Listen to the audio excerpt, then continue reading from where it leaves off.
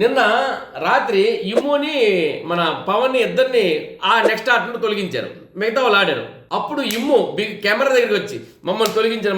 మరి ఇమ్ము మిగతా వాళ్ళు తొలగించినప్పుడు లేదా? ఇప్పుడు ఇమాన్యుల్ కానీ పవన్ కానీ సంజనాన్ని తొలగించారు. అప్పుడే లేదా బాధ? అప్పుడు వాళ్ళు అలాగే బాధపడతారు కదా. అలా బాధపడితే చూడు అలా మా కోసం అనుకుంటున్నారు బ్యాక్ పిచ్చింగ్.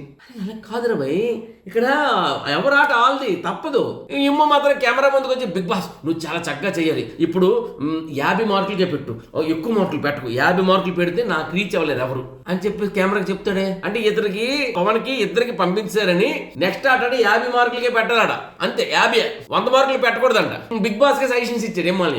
బిగ్ బాస్ కి మనం సజెషన్ ఇస్తామా చెప్పండి? బిగ్ బాస్ అనుకున్నాడు 50కి అనుకుని ఉంటాడేమో. ఇమ్ము ఈ చెప్పడంతో బిగ్ బాస్ ఏంటంటే జుత్తుకొచ్చి చేతులు పెట్టినట్టు ఏం చేశాడు, టక్కన 100 మార్కులు పెట్టాడు. నెక్స్ట్ కట్ చేస్తే ఆ తోటలు ఇలా పట్టుకుని ఆట 100 మార్కులకి స్మార్ట్ గా ఆడాడు మన భరణి గారు. టక్కన అమాంతం 100 మార్కులు సంపాదించుకున్నారు. బోర్డు నెంబర్ 1 లోకి వెళ్ళిపోయారు. టాప్ 2 లోకి తను వెళ్ళిపోయింది.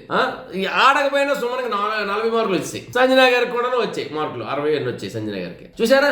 అంటే అక్కడ ఏమైపోయింది, 50 మార్కులకి పెట్టాలట. అసలు బిగ్ బాస్ కి చెప్పడం ఏంటండి, ఇద్దరు తీసారు ఆడొద్దని, మిగతా వాళ్ళు ఆడుతున్నారు. గెలిచిన వాళ్ళు ఉండాలంటే గెలిచారంటే ఆ ఆటలు గెలిచారు. మరి ఇప్పుడు సంజన గెలిచింది కదా, ఛాన్స్ అనేది వస్తే సంజన గెలుస్తుందో చూస్తాం కదా. అయినప్పటికీ ఏంటంటే ఇమ్మో మాట బిగ్ బాస్ ఎందుకు వింటారు చెప్పండి? మొత్తానికి ఏంటంటే పాపం ఆయనకి మనం చెప్తే వింటారు అనుకోవడం మన అమాయకత్వం అనుకోవాలి, మూర్ఖత్వం అని మాత్రం అనుకోవాలక్కర్లేదండి.